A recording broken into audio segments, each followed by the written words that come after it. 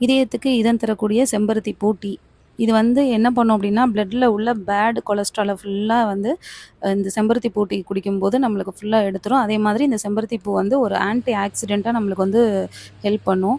So இது வந்து ஈஸியா இந்த டீ ப்ரிப்பேர் பண்ணிடலாம். செம்பருத்தி பூவ ஃப்ரெஷ்ஷா பறிச்சு வாஷ் பண்ணிட்டு, அதுக்கப்புறம் அதோட காம்பையும், மகரந்தத்தையும் ரிமூவ் பண்ணிட்டு, இந்த மாதிரி நல்லா கொதிக்க வச்சுருங்க. 2 டம்ளர் அளவு தண்ணி ஊத்தி, நல்லா வந்து அந்த செம்பருத்தி பூ ஃபுல்லா அதில வெந்துரும்.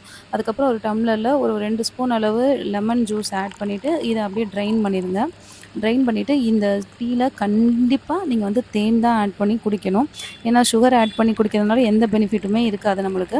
அதனால தேன் ஆட் பண்ணிக்கோங்க. அதே மாரி கொஞ்சம் ஒரு 2 மின்ட் லீவ்ஸும் போட்டிங்கன்னா, ரொம்பவே டேஸ்டியான, ஆரோக்கியமான செம்பருத்தி பூ டீ தயார்.